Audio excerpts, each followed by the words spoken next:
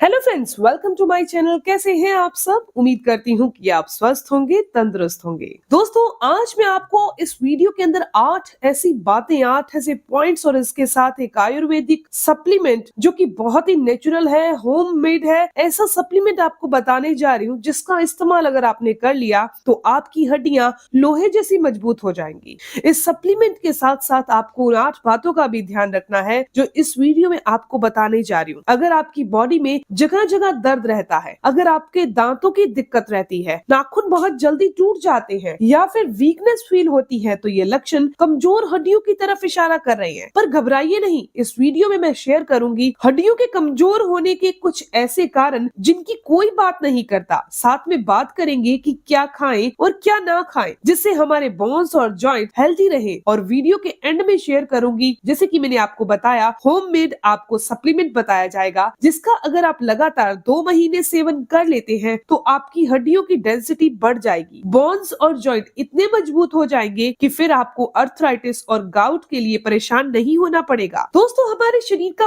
पूरा ढांचा हड्डियों पर ही टिका होता है। अगर हड्डियां कमजोर हो जाएंगी तो हमारे शरीर में तरह तरह की परेशानियां शुरू हो जाती हैं। जनरली देखा जाए तो लोगों को 3 तरह की प्रॉब्लम फेस करनी पड़ती है। पहली है इन्फ्लेमेशन, यानी कि सूजन। जब भी हमारे जॉइंट्स और बोन में सूजन आती है तो बॉडी इसका लक्षण पेन के रूप में हमें देती है, दर्द के रूप में देती है। अगर आपने पेन किलर खाकर दर्द को दबा दिया तो यही सूजन और दर्द आगे चलकर अर्थराइटिस जैसी बीमारी का कारण बनता है। दूसरी प्रॉब्लम तब होती है जब गलत खान पान और लाइफस्टाइल से खून एसिडिक हो जाता है, तो उसे न्यूट्रलाइज करने के लिए बॉडी हड्डियों से कैल्शियम निकालने लग जाती है। इससे आपकी बोन डेंसिटी कम हो जाती है, हड्डियां पतली हो जाती हैं, बॉडी में वीकनेस आ जाती है, चलने फिरने से पेन महसूस होता है, पोस्चर भी बिगड़ जाता है, बल्कि चोट लगने पर आपको फ्रैक्चर की नौबत भी आ जाती है। तीसरी प्रॉब्लम जो लोगों को फेस करनी पड़ती है हड्डियों की, वो है जोड़ों की ग्रीस का खत्म हो जाना और दोनों जोड़ों का आपस में टकराने लगना। कई बार आपने देखा होगा कि जब लोग उठते हैं, बैठते हैं तो उनके जोड़ों से कटकट की आवाज आती है। दोस्तों, जब हम हड्डियों की बात करते हैं तो सबसे पहली चीज जो दिमाग में आती है वो है कैल्शियम। ये बात सही है कि कैल्शियम वो मिनरल है जो हड्डियों को डेंसिटी और स्ट्रेंथ देता है। अगर शरीर में कैल्शियम की कमी हो जाए तो हड्डियां पतली होने लगती हैं। लेकिन इसके अलावा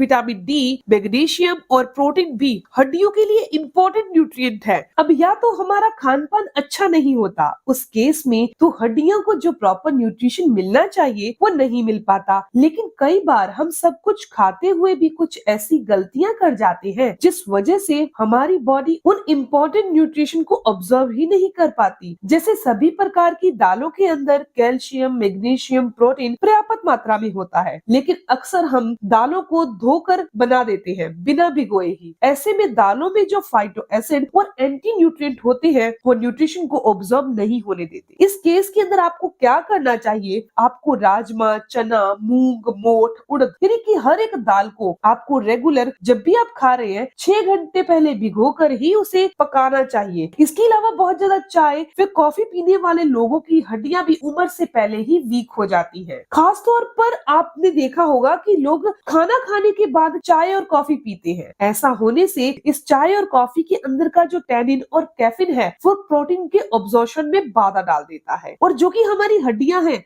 वो 50% प्रोटीन से भी बनी हुई है। दोस्तों, मैं आपको बताती हूँ कि दूध, दही, पनीर के अंदर न केवल आपको प्रोटीन मिलता है बल्कि भरपूर मात्रा में इसमें कैल्शियम भी होता है। इसके अलावा एक और गलती जो ज्यादातर लोग करते हैं वो ये है कि वो ड्राई फ्रूट को बिना भिगोए खाते हैं। दोस्तों, बादाम, अखरोट, काजू, इन तीनों में ही हेल्दी फैटी एसिड होते हैं जो जॉइंट्स की ड्राइनेस को खत्म कर देते हैं और चिकनाहट को बढ़ा देते हैं। लेकिन अगर हम इन्हें बिना भिगोए खाते हैं तो एक तो ये ड्राइनेस को ज्यादा बढ़ा देते हैं जोड़ों के अंदर, दूसरा ये शरीर के अंदर गर्मी पैदा कर देते हैं। अगर आप रोजाना 4 से 6 बादाम भिगोकर सुबह छिलका उतार कर खाएंगे तो इससे आपकी हड्डियों को बहुत फायदा मिलेगा। इसके अलावा कुछ लोग ऑयल खाना बिल्कुल बंद कर देते हैं कि मोटापा ना हो जाए, लेकिन दोस्तों ये आपके जॉइंट के लिए बिल्कुल भी सही नहीं है। कैल्शियम को ऑब्जॉर्व करने के लिए ऑयल चाहिए होता है। लोग तो कैल्शियम की गोली भी पानी के साथ ले लेते हैं जो कि फायदा करने की बजाय शरीर शरीर के अंदर पथरी को पैदा कर देता है। हाँ, ये बात बिल्कुल सही है कि आपने रिफाइंड तेल का इस्तेमाल बिल्कुल बंद कर देना है। इसके अलावा